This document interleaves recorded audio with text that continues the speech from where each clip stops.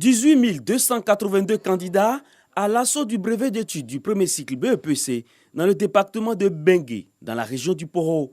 C'est à 7h40 que le préfet du département, Déoulé Nguessan, a lancé la première épreuve. Il a appelé les candidats au respect des consignes et invite ces derniers à la concentration. Tricher, ce n'est pas fait pour le bonheur de nos enfants. C'est pour ça que chaque fois que je me présente à ces centres d'examen, je leur donne le conseil utile qui est de se concentrer sur son sujet et ne pas tricher. Ces épreuves écrites du BEPC 2021 prennent fin le mercredi 16 juin et les résultats sont attendus pour le 6 juillet prochain.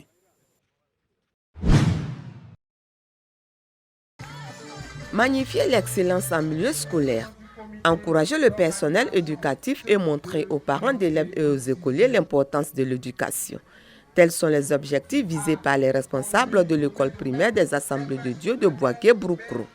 Les écoliers les plus brillants de la classe du CP1 au CM2 ont été récompensés.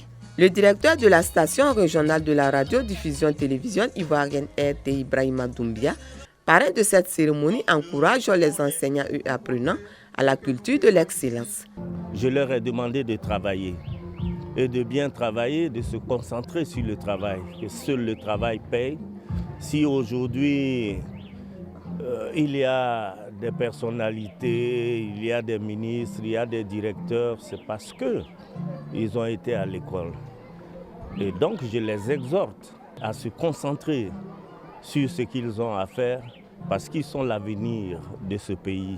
Et c'est très important. Ce pays ne peut se développer que par toutes les énergies qu'il faut mettre en place pour qu'on aille de l'avant. Après le discours, la récompense des lauréats. Je remercie beaucoup le parrain pour tous ces beaux cadeaux. J'encourage mes amis à bien travailler comme moi. Chants, danse, poésie et sketch ont été les moments forts de la journée de l'excellence à l'école des Assemblées de Dieu à Boaké.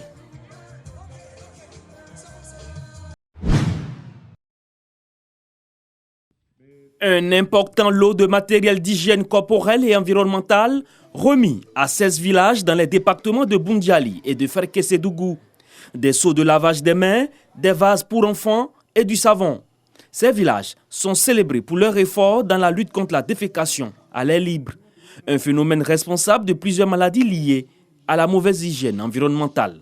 Au cours de cette rencontre, les autorités administratives ont saisi l'occasion pour sensibiliser les populations à une prise de conscience collective sur la protection de l'environnement. Aujourd'hui, on ne parlera plus, c'est-à-dire de porc, de cabri, de bœuf au bordure des villages en train de manger, c'est-à-dire ce que les gens auront déféqué et après qui nous rendra malades de par la chair ou de par leur contact avec les enfants dans le village.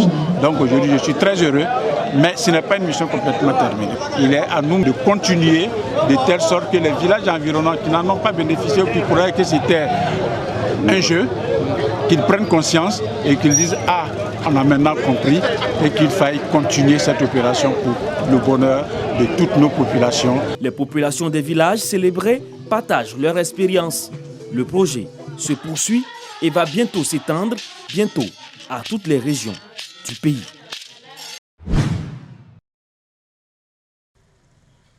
Des nids de poules sur la voie à Boaké, on en trouve encore qui sont favorisés par l'eau.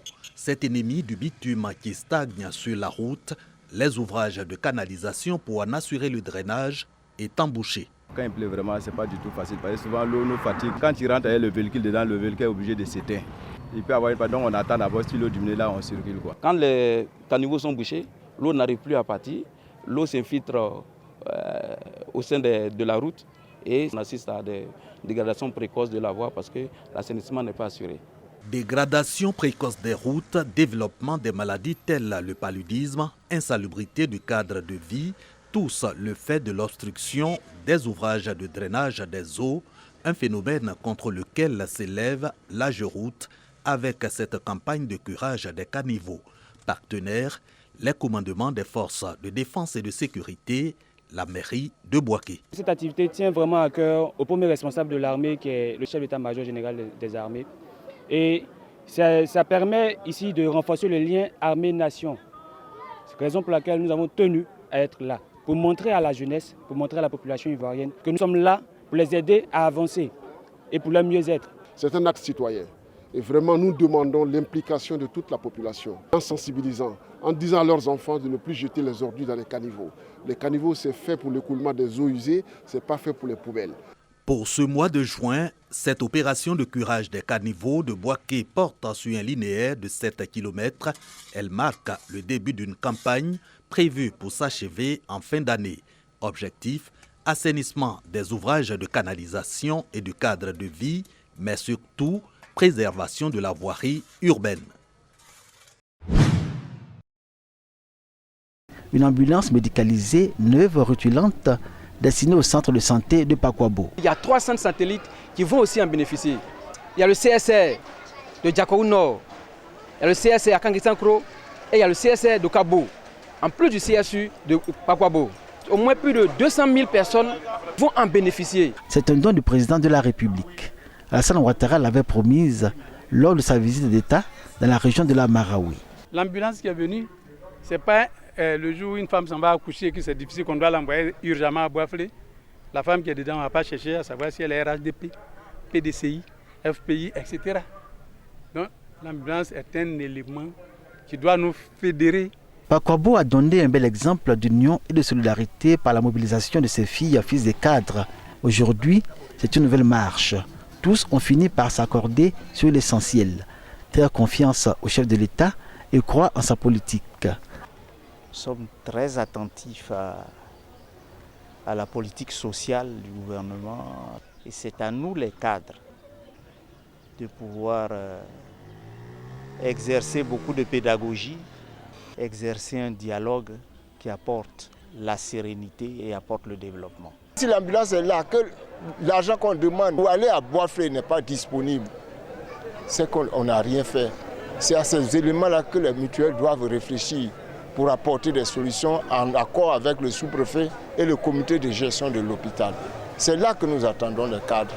À Pakwabo aujourd'hui, on entend dire sans retenue que les populations de cette sous-préfecture soutiennent Alassane Ouattara. Elles engagent même avec assurance tout le peuple à Yaou.